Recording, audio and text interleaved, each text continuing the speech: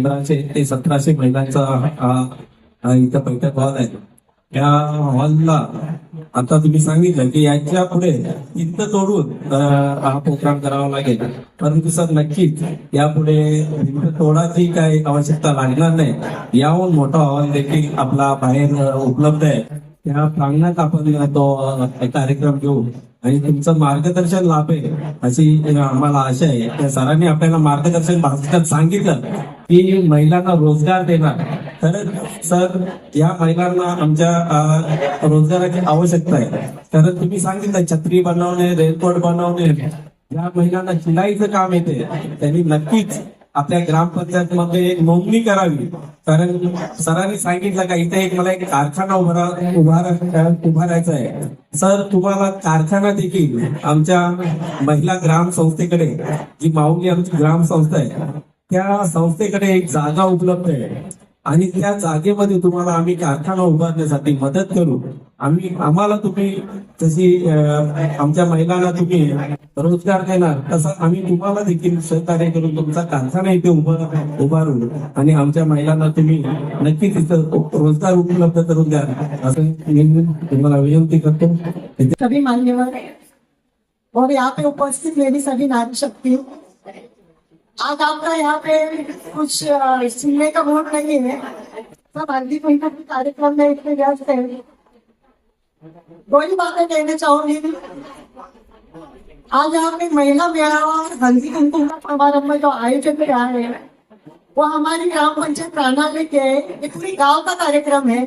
और यहाँ पे सभी जो महिलाएं आई है अपने तन मन धन से अपना यहाँ पे जो टाइम ले रही है.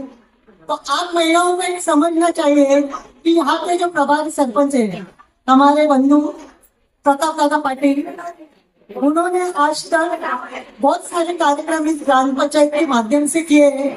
अभी 15 दिन पहले जो अमित भिवंडीकर इस नाम से यहाँ पे 15 दिन का कार्यक्रम किया. आप सब लोगों ने इतना अच्छा उसको सहयोग किया, उनको सहकार्य किया और इसी माध्यम से उनको आपके लिए कुछ करेंगे. और आपका कार्यक्रम है तो अगर आप उनको साथ देंगे तो आपको ही उसका लाभ मिलने वाला है. अभी से पहले यहाँ पे जिन्होंने भाषण किया इतना अच्छा बात बताई कि हमारे घर में कौन सा खाना चाहिए, हमें क्या परवरिश रखनी चाहिए, हमारे बच्चों का भविष्य क्यों खराब हो रहा है. पर आपने वो बात सब शाम करके अगर सुनी तो आपके परिवार को बहुत अच्छा लाभ होने वाला था. और आप अभी भी कोई बात नहीं सुने, थोड़ा अच्छा नहीं लग रहा क्योंकि ये कार्यक्रम आपका है. और अगर आप अच्छी तरह से सुनेंगे तो हमें भी अच्छा लगेगा, क्योंकि हमें भाषण करना हमारी कोई प्रोफेशन नहीं है. आप लोगों को उसका कुछ लाभ होना चाहिए. इसके लिए तत्व तन मन धन से आपके लिए कर रहे तो थोड़ा सा आप सहयोग कर रहे. यहाँ तो हल्दी कुमकुम इन्होंने 7-8 साल से हमेशा करते रहे. आपको एक बात बताना चाहती हूँ कि राना ग्राम पंचायत है, मुझे लगता है कि महाराष्ट्र में इतनी अच्छी ग्राम पंचायत स्टार्ट नहीं होगी. इस ग्राम पंचायत के लिए, इस सदस्य के लिए एक बार जोरदार ताली होनी चाहिए. और इसके प्रभारी जो है हमारे प्रताप बाबू, हमेशा यही सोचते हैं कि मेरी जनता की सेवा कैसे करूँ, उनको कैसे लाभ मिलेगा. और यही सोच के आज तक उन्होंने इतना अच्छा कार्यक्रम किया है. आप सब उनको इनके साथ हमेशा रहेंगे, उतना ही कहती हूँ. थँक्यू. सगळ्यांना आमच्या सर्वांची एकच इच्छा आहे की आपण असं म्हणतात आपण गरिबीमध्ये जन्म घेऊ शकतो पण गरिबीत मरू नाही शकत. आणि या गरिबीतून जर आपल्याला श्रीमंतीकडे जायचं आहे तर आपल्याला प्रताप पाटलांसारखे जर आपल्या संवेद असतील तर आपण नक्कीच आयुष्यामध्ये योग्य दिशा बदलू शकतो. कारण मराठीमध्ये म्हणतात दिशा बदलली तर दशा बदलते. आणि त्यामुळे आमच्या इच्छा आहे एवढ्या ज्या जास्त संख्येने त्या महिला उपस्थित आहेत त्या सगळ्या महिलांना रोजगार मिळाला पाहिजे. रोजगार उपलब्ध आहे पण रोजगार तुमच्यापर्यंत पोहोचण्याकरता आमच्याकडे खूप योजना आहेत. त्याच्यापैकी आता आम्ही एक ठाण्याला एक कारखाना सुरू करतोय आणि या कारखान्यामध्ये ऑलरेडी आमच्याकडे 250 लोक काम करतात. माझी अशी इच्छा आहे की आपल्या राहणाऱ्या गावातल्या ज्या महिलांना खरंच कामाची गरज आहे, पैशाची गरज आहे आणि वेळ तिच्याकडे प्रचंड आहे, अशा सगळ्या महिलांना आम्ही त्या आमच्या कंपनीद्वारे जे काम होणार आहे त्या कामाचं काही स्वरूप आपण राहणाऱ्या गावामध्ये त्याचं युनिट स्थापन करूया, जेणेकरून आमच्या बऱ्याचशा महिलांना तिथे काम मिळेल. सगळ्यांना माहित आहे श्रीमंताला पण 24 तास आहेत, गरीबाला पण 24 तास आहे.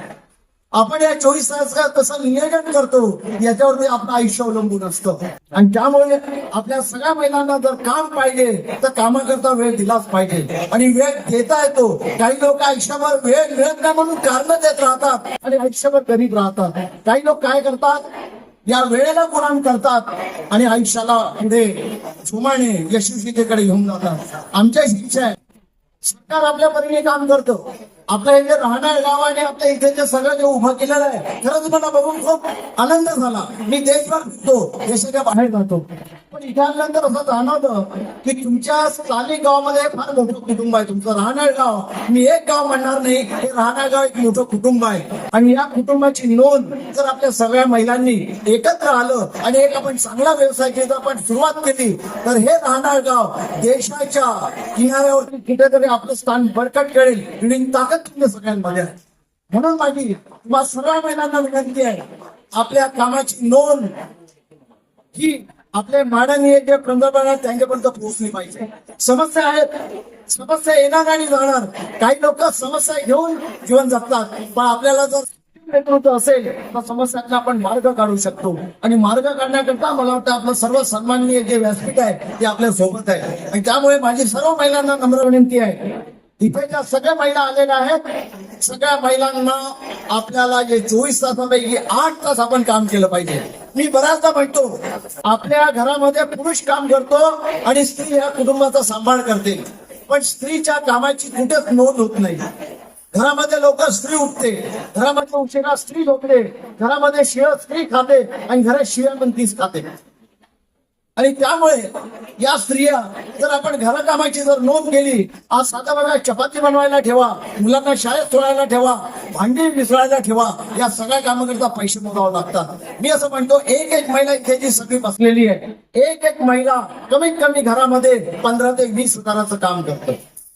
पण 15 ते 20 हजाराचं काम करून सुद्धा तिच्या आयुष्यात जी काही जमापुंजी व्हायला पाहिजे ती जमापुंजी योग्य ठिकाणी होत नाही. आणि त्यामुळे आमची अशी प्रामाणिक इच्छा आहे की तुमच्या सगळ्यांच्या आयुष्यात ही जमापुंजी वाढली पाहिजे.